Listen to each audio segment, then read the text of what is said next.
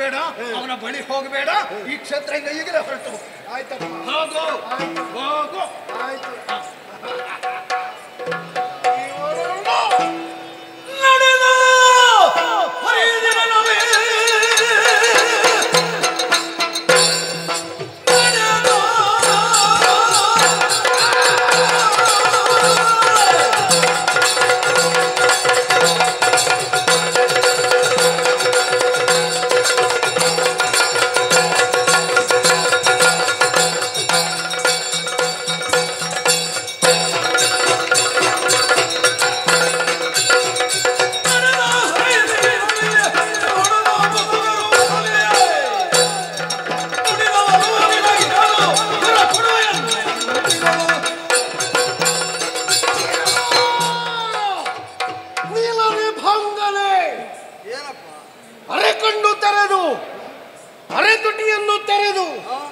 ಒಂದು ಹದಾದಲ್ಲಿ ಹಲ್ಲು ತೋರಿಸುತ್ತಾ ಪರಿಹಾಸ್ಯದ ನಗೆಯನ್ನು ಬೀರುತ್ತಿರುವೆಯಲ್ಲ. ನೀನು ಯಾರೇ ಇರು, ಏನೇ ಆಗಿರು, ನನ್ನಲ್ಲಿ ಯುದ್ಧ ಕೊಡು. ಯುದ್ಧ? ನನ್ನನ್ನು ಏನು ಅಂತ ತಿಳಿದಿದ್ದೀನಿ?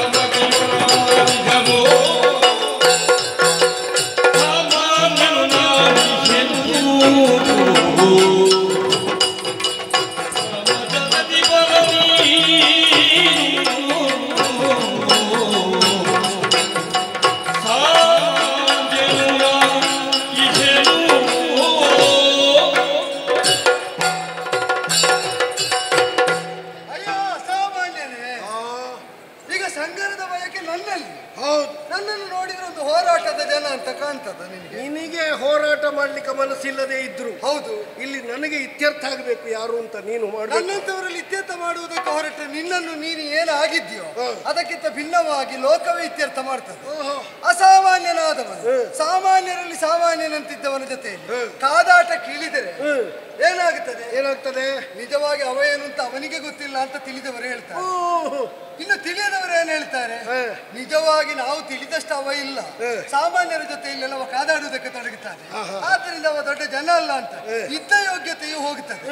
ನಿಜವಾಗಿ ನೀನು ಅಸಾಮಾನ್ಯ ಸಂಗರವಲ ಪರಾಕ್ರಮಿ, ಅದ್ಭುತವಾದಂತಹ ವಿಕ್ರಮಿ, ಓಜಸ್ವಿಯಾಗಿ ತೇಜಸ್ವಿಯಾಗಿ ಬಂದು ನಿಂತದ್ದು, ಮಾಡಿದ್ದು, ಹೋಗುವುದು, ಬರುವುದು, ನಿಲ್ಲುವುದು, ನಡೆ, ಗತ್ತು ಎಲ್ಲವೂ ಅಭೂತಪೂರ್ವವಾಗಿ ಉಂಟು. ಇದೊಂದು ಅಡ್ಡ ಆಗ್ತದೆ ಬಿಟ್ರೆ ಬಾಕಿ ಯಾವುದು ತೊಂದರೆ ಇಲ್ಲ. ಅದೇ ಅದನ್ನು ತೆಗೆಯುವುದಕ್ಕೆ ನೋಡಿದೆ ಕಾಣ್ತದೆ, ಆದ್ರೂ ತಿರುಗಿತ್ತದು.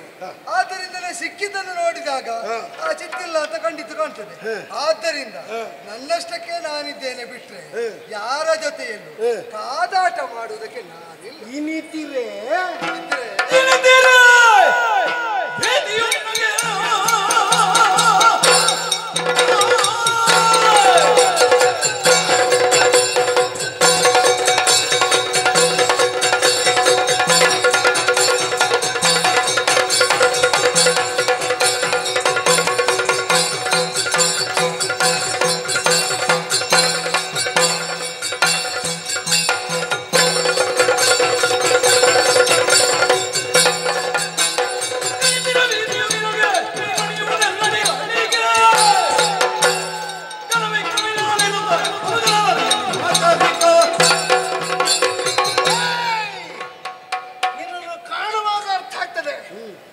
ತಪ್ಪಿಸಿಕೊಳ್ಳಿಕ್ಕೆ ದಾರಿ ನೋಡ್ತಾ ಇರುವೆ. ನಿನಗೆ ಒಳಗಿಂದ ಒಳಗೆ ಡಬಡಬ ಡಬಡಬ ಡಬಡಬ ಡಬಡಬ ಭೀತಿ, ಹೆದರಿಕೆ, ಇನ್ನೇನಾಗಿ ಬಿಡ್ತದೋ ಎನ್ನುವಂತಹ ಒಂದು ಸ್ಥಿತಿ. ಒಂದು ನಗುವಿಗೆ ಎಷ್ಟೆಲ್ಲ ಅರ್ಥ ಉಂಟು ನೋಡಿ. ನಿನ್ನ ನಗು ಹಾಗೆಯೇ ನನಗೆ ನನ್ನ ನಗು ನಿನಗೆ ಕಂಡದ್ದೇನು ಅಂತ ನಿನ್ನ ಮಾತಿನಿಂದ ನನಗೂ ಗೊತ್ತಾದ್ದರಿಂದ ನನ್ನ ಕಾಲಿಡಿ, ನನ್ನ ಕಾಲಿಡಿ. ನನ್ನನ್ನು ದೊಡ್ಡವ ಅಂತಪ್ಪು, ನನ್ನನ್ನು ದೇವರು ಅಂತಪ್ಪು. ನಿನ್ನನ್ನು ನಾನು ಮಾನಿಸ್ತೇನೆ. ನೀನು ಬರುವುದಿಲ್ಲದೇ ಇದ್ರೆ ಅವಮಾನಿಸ್ತೇನೆ. ಇಲ್ಲಿ ಒಟ್ಟು ಎಷ್ಟು ಮಂದಿ ನಿನ್ನನ್ನು ಬಿಟ್ಟಿದ್ದಾರೆ ಅಂತ ಗೊತ್ತುಂಟು? ಬಿಟ್ಟಿದ್ದಾರೆ 99 ಕೋಟಿ. ಹೌದು. ಅಷ್ಟು ಮಂದಿಯು ನನ್ನನ್ನೇನು ಅಂತ ಕರೆಯುವುದು ಗೊತ್ತುಂಟು? ಏನು ಕರೀತಾರೆ? ದೇವನ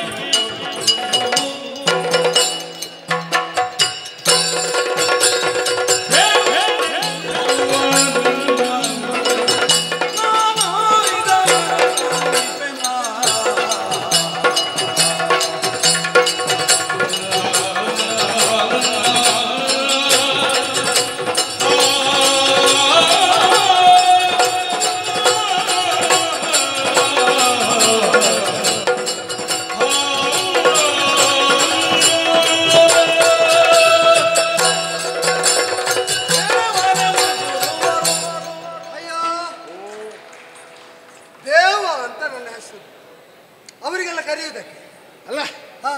ಅದು ಕೆಲವು ಸಲ ಏನಾಗ್ತದೆ ಗೊತ್ತುಂಟ? ಏನಾಗ್ತದೆ? ಉದ್ದ ಹೆಸರಿದ್ರೆ ಅದನ್ನು ತುಂಡು ಮಾಡುವಾಗ ಬಹುಶಃ ದೇವ ದೇವ ಅಂತ ಪುನಃ ವಾಸ್ತವ ಅಂತ ಹೆಸರ. ಹೌದೌದು. ಕೆಲವರೆಲ್ಲ ದೇವ ಅಂತ ಕರೀಲಿಕ್ಕೂ ಸಾಕು. ನೋಡು, ಕೆಲವರ ಯೋಗ ಹೇಗಿರ್ತದೆ ಅಂದ್ರೆ ಹೇಗೆ ತುಂಡು ಮಾಡಿದ್ರು ಅದು ಅರ್ಥಪೂರ್ಣವಾಗಿರ್ತದೆ. ಈಗ ನಿನ್ನ ಹೆಸರೇನು? ವಾಲಿ. ವಾಲಿ ಅಂತ. ಈಗ ಅದನ್ನು ತುಂಡು ಮಾಡಿದ್ರೆ ಬಾಲ ತುಂಡು ಮಾಡಿದಾಗ ಆಗುದಿಲ್ಲ. ಬಾಲ ಅಲ್ಲ, ಅಲ್ಲಿ ವಾಲಿಯನ್ನು ತುಂಡು ಮಾಡಿದ್ರೆ ಬಾಲ ತುಂಡು ಮಾಡಿದಾಗ ಇಲ್ಲ. ವಾಲಿಯನ್ನು ತುಂಡು ಮಾಡ್ಲಿಕ್ಕೆ ಇಲ್ಲ, ಎರಡೇ ಅಕ್ಷರ ಹೇಳಿದ್ದು. ಈ ಎರಡಕ್ಷರದ ಹೆಸರಿದ್ರೆ ಯಾರು ತುಂಡು ಮಾಡುವುದಿಲ್ಲ. ಉದ್ದೊದ್ದ ಇಟ್ರೆ ಮಾತ್ರ ಆಗಾಗ ಬೇಕಾದಾಗ ಅವರು ತುಂಡು ಮಾಡುದು. ಕೆಲವು ತುಂಡು ಮಾಡಿದ್ರೆ ನಾಶ ಆಗುತ್ತದೆ, ಕೆಲವು ತುಂಡು ಮಾಡಿದ್ರೆ ಹೊಸ ಹುಟ್ಟಾಗುತ್ತದೆ. ನಮ್ಮ ವಾಸುದೇವನನ್ನು ವಾಸುವನ್ನು ದೇವವನ್ನು ಅದು ಹೊಸ ಹೆಸರಾಗುತ್ತದೆ ಬಿಟ್ರೆ ಇದ್ದದ್ದು ನಾಶ ಆಗುದಿಲ್ಲ. ನಿನ್ನನ್ನು ತುಂಡು ಮಾಡಿದರೆ ಶರೀರದಿಂದ ಬಾಲವನ್ನು ಬೇರ್ಪಡಿಸಿದಾಗ ತುಂಡು ತುಂಡ ಒಂದು ತಲೆಬಿಸಿಯೇ ಇಲ್ಲ ಅಂತ ತುಂಡು ಮಾಡುವುದಿಲ್ಲ. ಎರಡಕ್ಷರದ ಹೆಸರನ್ನು ಯಾರಿಗಿಟ್ರು ಅದನ್ನು ತುಂಡು ಮಾಡಿ ಆಯ್ತು. ನಿನ್ನನ್ನು ಮಾತ್ರ ಬೇಕಾದ ಹಾಗೆ ಬಾಕಿದವರು ತುಂಡು ಮಾಡ್ತಾ ಇರ್ತಾರೆ. ಇಲ್ಲಪ್ಪ, ನಿನ್ನನ್ನು ನಾನು ತುಂಡು ಮಾಡುವುದಿಲ್ಲ, ನೀನು ಆತಂಕ ಪಡಬೇಡ. ಈಗ ನಿನ್ನಲ್ಲಿ ನಿಜವಾಗಿ ಹೇಳುವ ಪರಾಕ್ರಮಿಗಳೆಲ್ಲ ಅವರನ್ನು ಅವರೇ ತುಂಡು ಮಾಡಬೇಕು ಬಿಟ್ರೆ ಯಾರ್ಯಾರ ತುಂಡು ಮಾಡಬಾರ್ದು. ಆದ್ರಿಂದ ನಿನಗೆ ನೀನೇ ಜನ. ನನ್ನನ್ನು ದೇವ ಅಂತ ಗುರುತಿಸುವುದು ಯಾಕೆ ಗೊತ್ತು? ಯಾಕೆ? ಹಿರಿತನವನ್ನು ಆರೋಪಿಸಿದ್ದಾರೆ. ಏನದು? ಈಗ ಬಲಿಷ್ಠನಲ್ಲದವರನ್ನು ಕೂಡ ಮನೆಯಲ್ಲಿ ಯಾಜಮಾನ್ಯವನ್ನು ಹೊಂದಿದ ಪ್ರಾಯಪ್ರಬುದ್ಧರಾದವರಿಗೆ ಕಾಲಿಗೆ ಎರಗುತ್ತಾರೆ. ಈಗ ಅವರಿಗಿಂತ ಸಮರ್ಥರಾದಂತಹ ಬಲಿಷ್ಠರಾದವರು ಮನೆಯಲ್ಲಿರುವುದಿಲ್ವೋ? ಇರ್ತಾರೆ. ಬಲಿಷ್ಠರಾದರೂ ಕೂಡ ಹಿರಿತನದಿಂದ, ವೃದ್ಧಿಯಿಂದ ಕೃಷರಾದ ದುರ್ಬಲರಾದ ಹಿರಿಯರ ಕಾಲಿಗಾದ್ರೂ ಎರಗುವುದು ಯಾಕೆ? ಅದು ಸುಮಾರು ಜನ ಎರಗುವಾಗ ಒಬ್ಬ ಎದುರು ನಿಂತರೆ ಬಾಕಿದ್ದವರೆಲ್ಲ ಇವನಿಗೆ ಎದುರಾಗ್ತಾರೆ. ಅದಕ್ಕೆ ಹಾಗಲ್ವೋ? ವ್ಯಾವಹಾರಿಕವಾಗಿ ಏನು ಗೊತ್ತೋ, ಬಲಿಷ್ಠನಾದವನಿಗೆ ಸಮರ್ಥನಾದವನಿಗೆ ಅಧಿಕಾರವನ್ನು ದಯಪಾಲಿಸಿದ, ಅವನಿಗೆ ಬೇಕಾದದ್ದನ್ನು ಕೊಡ ಮಾಡಿದವ ಎಂಬನಲ್ಲಿ ಇವರು ಈಗ ನನ್ನನ್ನು ಮಾನಿಸುವುದು ಯಾಕೆ ಗೊತ್ತೋ? ಅವರಿಗೆ ಬೇಕಾದಲ್ಲ, ಒಂದು ದೇವರೇ ಅದು ಕೊಡು ಅಂತ ಕೇಳಿದ್ರೆ ಕೊಟ್ಟೆ, ಇದು ಕೊಡು ಅಂತ ಕೇಳಿದ್ರೆ ಕೊಟ್ಟೆ. ಆದ್ದರಿಂದಲೇ ಅವ ಎಲ್ಲ ಕಡೆ ಎಲ್ಲರಿಗೂ ಒದಗುತ್ತಾ ಇರ್ತಾನೆ.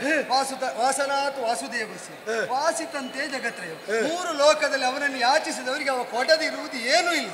ಆ ಕಾರಣದಿಂದ ಯಾಚನೆ ಸರಿಯಾಗಿದ್ದರೆ ಬೇಕಾದದ್ದನ್ನು ಕೊಟ್ಟು ಸಲಹುತ್ತಾನೆ ಎಂಬ ವಿಶ್ವಾಸದಿಂದ ಶರಣು ಬಂದು ನಮಿಸುವಂತಹ ನಾನು ಈಗ ಅವರೆಲ್ಲ ನಮಸ್ಕಾರ ಮಾಡಿದಾಗ ಕೈ ಎತ್ತಿದವನು ನಿನಗೆ ಮಾತ್ರ ಕೈ ಮುಗಿದೆ ಅಂತ ಆದರೆ ಅವರದ್ದೆಲ್ಲ ತಪ್ಪು ಅಂತಾಗುವುದಿಲ್ಲ, ನನಗೇನಾಗ್ತದೆ ಅಂತಲ್ಲ. ಅವರಿಗೆ ನಮಸ್ಕಾರ ಮಾಡಿದ್ದು ತಪ್ಪಾದ ಸ್ಥಾನಕ್ಕೆ ಅಂತ ಆಗುದಿಲ್ಲ. ಹಾಗಿದ್ರೆ ನಾನೊಂದು ಮಾತು ಹೇಳ, ಅರಿತು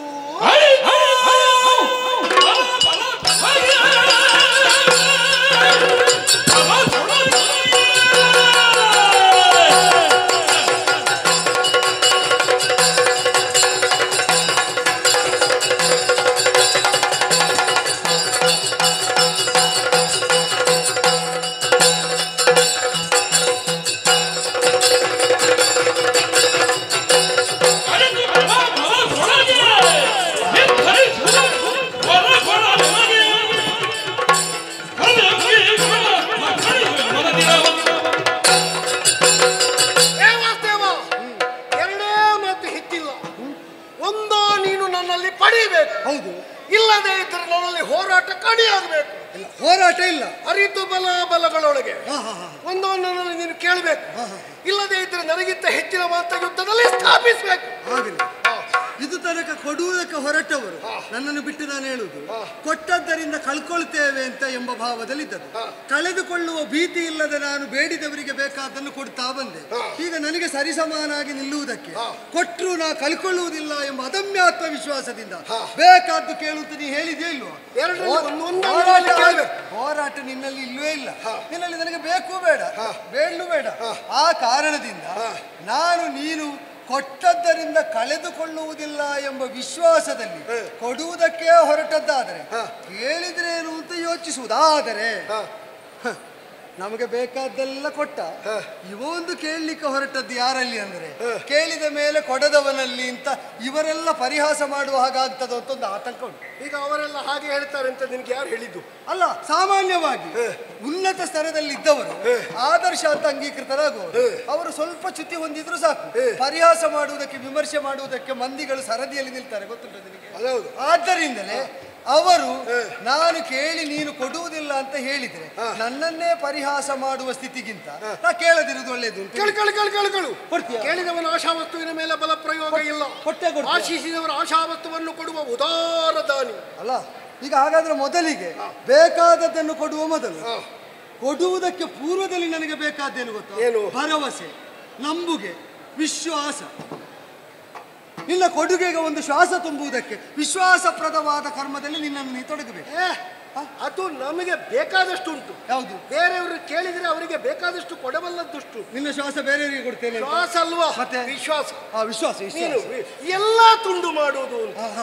ಅಲ್ಲಲ್ಲ, ಈಗ ನೀನು ಯಾವುದನ್ನು ಹೇಳದ ಸರ್ವನಾಮಪದ ಮಾತ್ರ ಹೇಳಿದ್ರೆ ನಾಮಪದ ಯಾವುದು ಅಂತ ಗೊಂದಲ. ಧೈರ್ಯಕ್ಕಾಗಿ ಎಲ್ಲಿಗೆ ಬಡಿಬೇಕು? ಕೈಗೆ ಸಾಕಲ್ಲ, ಬಡಿದು ಬೇಕಾದ ಕೇಳು. ಅಪರಿಮಿತ ಶಕ್ತಿಯುತ ಧೈರ್ಯ ಸಾಹಸ ಪೂರ್ಣ. ಇದೇ ಕಟ್ಟಾಗುದು. ಕೆಲವರಿಗೆ ಕೈ ಕೊಟ್ಟರೆ ಕೈ ಬಿಡುವುದೇ ಇಲ್ಲ ಅವರು. ಧೈರ್ಯ ಸಾಹಸ ಪೂರ್ಣ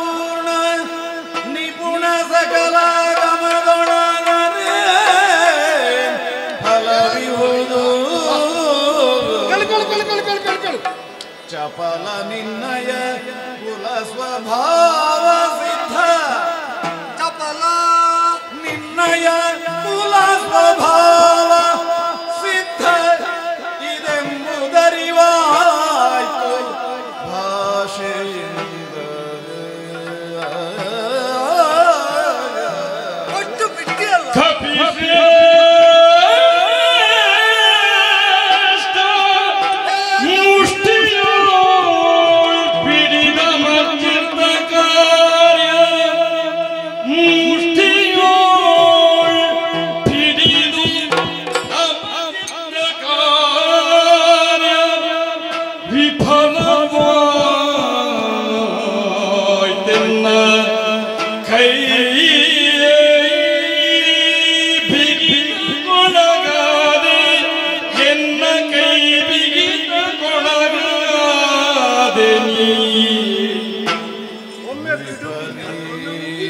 ಎಣಿಸದಿರು ಪ್ರಾಣವಂ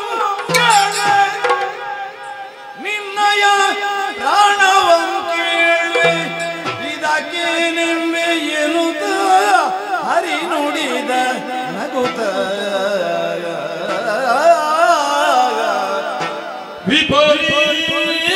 ವಿಪರೀತವೆಣಿಸದಿರು ವಿಪರೀತ ಎಣಿಸದಿರು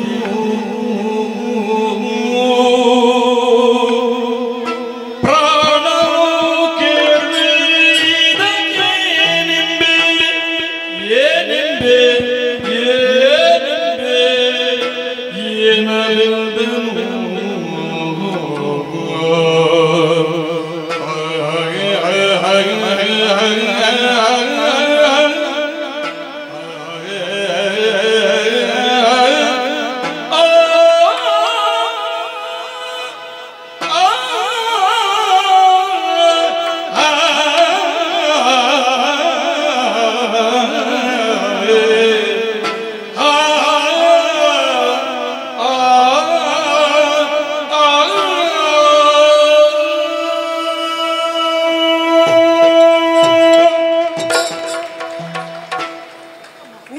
ಕೈ ಬಿಡು ಪುಣ್ಯಾತ್ಮ. ಕೆಲವರಿಗೆ ಕೈ ಕೊಟ್ರೆ ಅದನ್ನೇ ಹಿಡ್ಕೊಂಡು ಹಿಚ್ಚುಕೋದು. ಅಲ್ಲ ನೀನು ಕೊಟ್ಟಾಯ್ತ, ಬಿಡು. ಕೈ ಕೊಟ್ಟಾಯ್ತಲ್ಲ. ಯಾರಿಗೆ? ನನಗೆ. ನಾನು ಯಾರಿಗೂ ಜೀವಮಾನದಲ್ಲಿ ಕೈ ಕೊಟ್ಟವ. ಈಗ ಕೊಟ್ಟದ್ದೆಂತ? ಅದು ಭಾಷೆಯ. ಹೌದಲ್ಲ, ಕೈ ಕೊಟ್ಟದ್ದು ಅಂತ ಹೇಳಿದ್ರೆ ರೂಢಿಯಲ್ಲಿ ನನ್ನ ಮುಷ್ಟಿಯೊಳಗೆ ಭಾಷಾ ರೂಪದಲ್ಲಿ ನಿನ್ನ ಕರ್ತೃತ್ವ, ನಿನ್ನ ಕೈ ಸಿಲುಕಿ ದೃಢ ಹಿಡಿತಕ್ಕೆ ಸಿಲುಕಿದ ಮೇಲೆ ಎಲ್ಲ ಇದ್ದು ದಟ್ಟ ದರಿದ್ರನಾಗಿ ಬಿಟ್ಟಿಯಲ್ಲ. ಹೌದಪ್ಪ, ನೀನು ಒಗಟೊಗಟು ಮಾತಾಡಬೇಡ. ನನಗೆ ಗೊತ್ತಾಯ್ತಲ್ಲ, ನೀನು ಎಂತದನ್ನು ನಿನ್ನದು ಮುಗಿಯಿತಲ್ಲ. ಎಲ್ಲಿ ಎಷ್ಟಿದ್ದರೇನು ಸ್ವೇಚ್ಛೆಯಿಂದಲೇ ಮುನ್ನಡೆಯಲಾಗದ, ಬೇಕಾದಂತ ಮುಗಿಸಲಾಗದ ನೀನು ಪರಾವಲಂಬಿಯಾಗಿ ಪರಹಸ್ತಗತನಾಗಿ ಸರ್ವಸ್ವವನ್ನು ಕಳೆದುಕೊಂಡು ದಯನೀಯಾವಸ್ಥೆ ಹೊಂದಿದ ಮಂಗ ನಿನ್ನನ್ನು ಅದ ಕೇಳುದು. ಎಷ್ಟು ಬಲ ಇರ್ಲಿ, ಎಷ್ಟು ವಾಗ್ಮಿತೆ ಇರ್ಲಿ, ಎಷ್ಟು ಪಾಂಡಿತ್ಯ ಇರ್ಲಿ, ಮಂಗ ಮಂಗನೆ ಅಂತ. ಮಂಗ ಮಂಗನೆ, ಅದರಲ್ಲಿ ನಮಗೊಂದು ಅಭಿಮಾನ ಉಂಟು. ನಮ್ಮ ಜಾತಿ ನಮ್ಮ ಜಾತಿ. ಹೌದು. ಮಂಗ ಏ ಮಂಗ ವಾನರ ಮಂಗ ಮಂಗ ಹೋಯ್ತಲ್ಲ. ಯಾವುದು? ನಿನ್ನ ಪ್ರಾಣ ಎಲ್ಲಿ? ಕೊಡು ಕೊಡು. ಏನ್ ಹೇಳ್ತೀಗ? ಹೇಳು ಹೇಳು. ದೃಢ ಮಾದುದನಗೆ ತಾತನು ಬೆಳೆದುದಲ್ಲವ ಕಡೆಗಣಿಸಿದೆ ಮತಿ ಮರೆದು ಕೊಡಲಿಲ್ಲ ಪ್ರಾಣ ಮಿತ್ತುದರಿಂದ ಮನದಿಷ್ಟ ಪಡೆವೆನೆಡೆಯೊಡ್ಡಿ ನಿಂದು